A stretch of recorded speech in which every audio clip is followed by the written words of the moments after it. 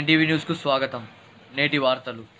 ఆదోని పట్టణం 3వ పట్టణ పోలీస్ స్టేషన్లో ఏర్పాటు చేసిన విలేకరుల సమావేశంలో డీఎస్పీ వెంకట్రాముడు మాట్లాడుతూ మార్చి 10, 2019 ఎంఎం రోడ్ నందు ఉన్న ఎస్బీఐ ఏటీఎంలో జరిగిన దొంగతనం క్యాష్ మిషన్ను ధ్వంసం చేసి దుండగులు పారిపోవడం జరిగిందని, అదేవిధంగా సెప్టెంబర్ 30, 2018న అదే ఏటీఎంలో జరిగిన దొంగతనం కేసుల్లో అప్పుడు క్యాష్ మిషన్ను పగలగొట్టడం జరిగిందని, పోలీసులు కేసు నమోదు చేసి దర్యాప్తు చేయగా 2 కేసులలో హనుమాన్ నగర్కు చెందిన కుర్నీరాజు సన్నాఫ్ రేవన్న, ఆనంద్ అనే ఇద్దరు దొంగతనానికి పాల్పడ్డారు అని, ఈ రోజు కుర్నీరాజును అరెస్టు చేశామని పోలీసులు తెలిపారు.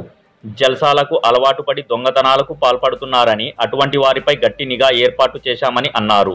బ్యాంక్ యాజమాన్యాలు సెక్యూరిటీ గార్డులను నియమించుకోవాలని నోటీసులు ఇస్తామని, కేసును మొబైల్ ఫోన్ ద్వారా ఛేదించిన 3వ పట్టణ పోలీసులు దొంగతనానికి ఉపయోగించిన పరికరాలను స్వాధీనం చేసుకున్నారు. ఈ సమావేశంలో సిఐ శ్రీరాములు, ఎస్ఐ, పోలీసులు పాల్గొన్నారు. ఏటీఎంను అటెంప్ట్ చేయడం జరిగింది. ఈ ఏటీఎం ఎంఎం రోడ్లో ఎస్బీఐ ఏటీఎం.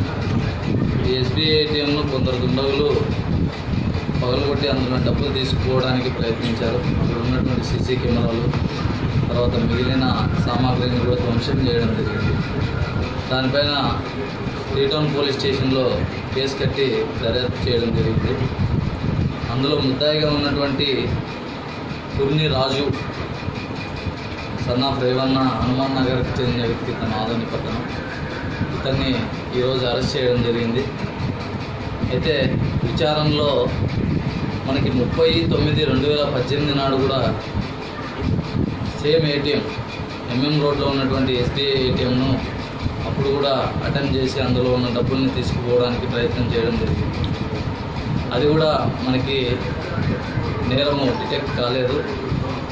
మనం ఇప్పుడు ఇతన్ని పట్టుకొని విచారిస్తే ఆ నేరం కూడా ఇతను కుర్నీరాజు అనే వ్యక్తి మరియు అతనితో పాటు ఆనంద్ అనే వ్యక్తి ఇద్దరు కలిసి 30/9/2018 నాడు జరిగిన అఫెన్స్ని చేయడం జరిగింది.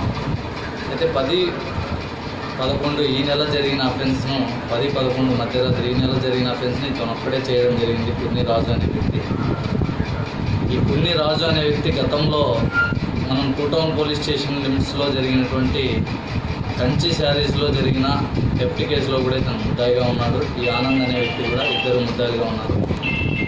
సో ఇతను చెడు వ్యసనాలకు బానిస అవ్వడం, తర్వాత లగ్జరీస్గా బతకడానికి అలవాటు పడి దొంగతనాలు చేయడం అలవాటుగా మార్చుకున్నాడు.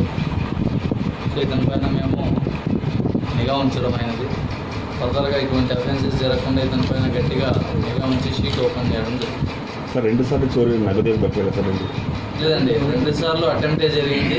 దానిలో ఎటువంటి నగదు పోలేదు. ఎట్లా ఇది టెక్నికల్గా డిటెక్ట్ చేయడం జరిగిందండి. మనకి యాక్చువల్గా 10-11 మధ్యరాత్రి జరిగినప్పుడు మన వాళ్ళు యాక్చువల్గా బీటోళ్ళు అక్కడికి వెళ్ళారు.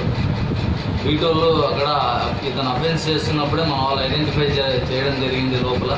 అయితే తలుపు పెట్టుండడం వల్ల, షటర్ కిందికి లాగుండడం వల్ల మన వాళ్ళు లోపలికి పోలేకపోయారు. అయితే అతన్ని పారిపోయే క్రమంలో మన వాళ్ళు వెంబడించినారు. వెంబడించడం మనకు దొరకలేదు. కానీ అతని దగ్గర ఉన్నటువంటి సెల్ ఫోను కింద పడిపోయింది. దాని ద్వారా మన వాళ్ళు ఇతన్ని ట్రేస్అవుట్ చేయడం జరిగింది. తర్వాత పాత అఫెన్స్లో కూడా వీళ్ళ యొక్క మొబైల్ నెంబర్స్ అందులో టాలీ అయ్యాయి. సో టెక్నికల్గా ఇది కూడా డిటెక్ట్ చేయడం జరిగింది.